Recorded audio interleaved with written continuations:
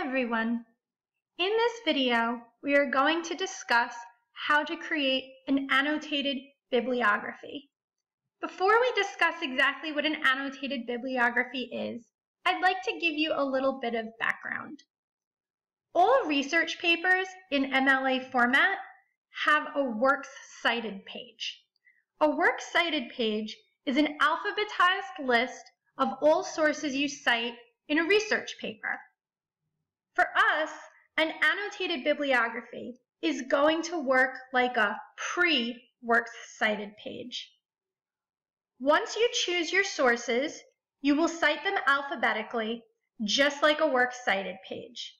But the difference is, after each source citation, you will add an annotation that summarizes, critiques, evaluates, or highlights information important to your research. Now that we've discussed exactly what an annotated bibliography is, we're going to create an example of one. To start off, we want to go up to paragraph and make sure that our spacing is correct. So to avoid any funky spacing, we want to make sure that before and after both says 0 point under spacing, and that where it says line spacing, we select double. Next, we need to insert our page number. We go to Insert, then Page Number, then select where we want our page number, which for MLA format is the top right-hand corner of the screen. Next, we put our last name in front of the page number, and we want to make sure that all of this text is in Times New Roman, size 12 font. After this, we can go on to create our header. We write our full name, our professor's name, the name of the course, and the date. Now remember, all of this text should also be in Times New Roman, font size 12 as well. So we do one more space, and then we're going to write the title of the annotated bibliography. We're simply going to call it Annotated Bibliography. Next is where it can get a little tricky. When we cite sources in MLA format, we use something called a hanging indent. In order to do this, you click on Paragraph, then see where it says Indentation? We go over to Special and select Hanging. Oh, we also want to make sure that we left align the margin. So for this sample annotated bibliography, we're going to pretend that we are exploring themes in children's literature. The two sources that we will be citing in our research are The Velveteen Rabbit and Charlotte's Web. I'm going to write both of these sources in MLA format now.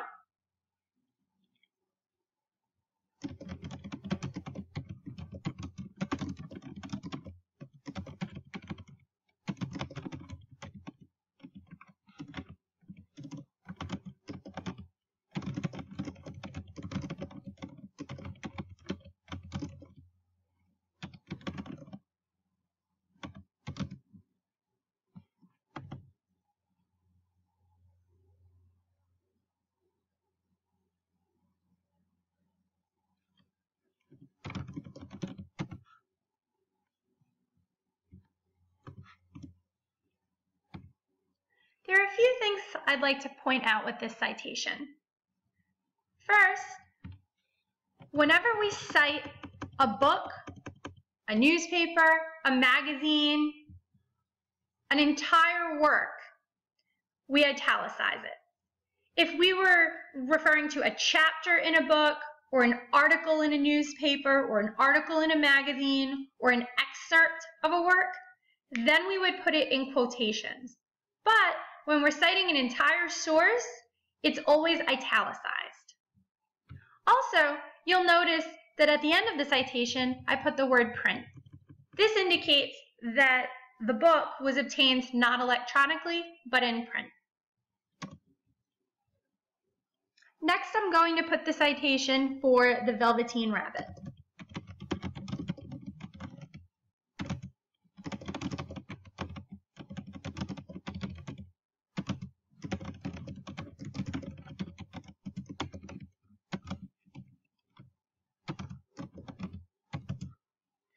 Again, I make sure that the Velveteen Rabbit is italicized.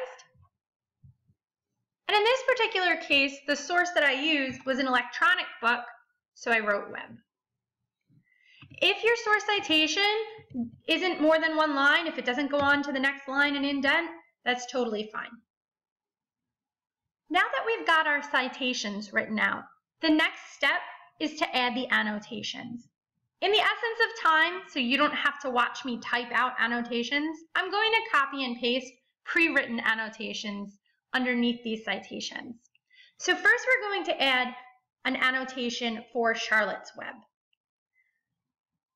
We want to click Enter and then write the annotation directly below the source.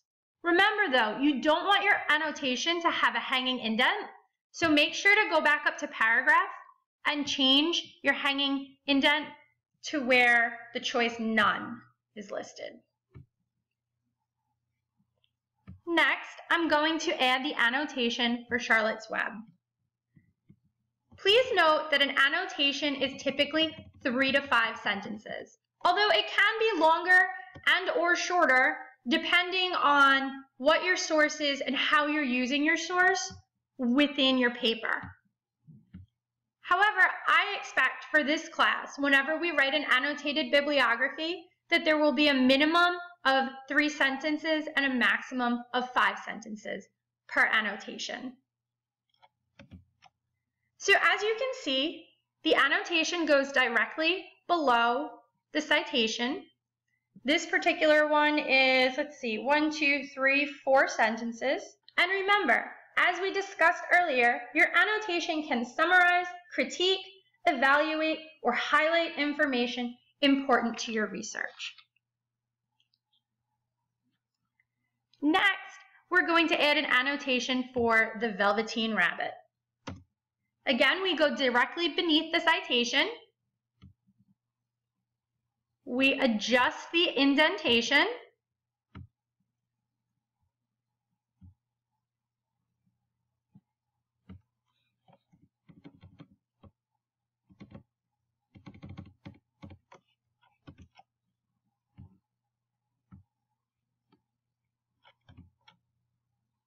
And we add our annotation.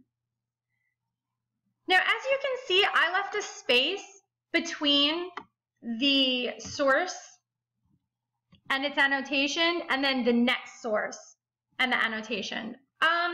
You don't have to do that. I think typically the correct way to do an annotated bibliography is to not have a space in between sources and annotations.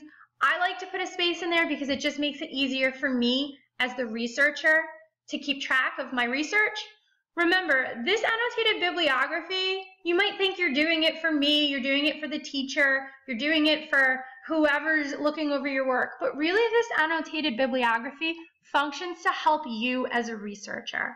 When you're researching 3, 4, 5, 6, 10 different sources, you want to make sure that you have a way to organize all of the information. This way, if you found a 1,000-page book and you need information on 3 different pages within that 1,000-page book, instead of looking through the book and having to find those sentences or those quotations or that information that you need, you can just put it directly into the annotation. This way, when it comes time to write your actual paper, the information is all there in one area and it makes it easy for you to find what you need. So this is your annotated bibliography. It's not as scary as it sounds. It really functions as a work to help you in your research.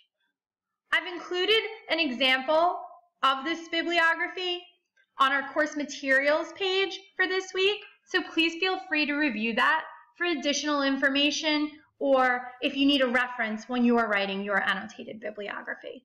If you have any questions, please feel free to email me at any time or to post on our Q&A discussion board. Thanks so much for listening and have a great day.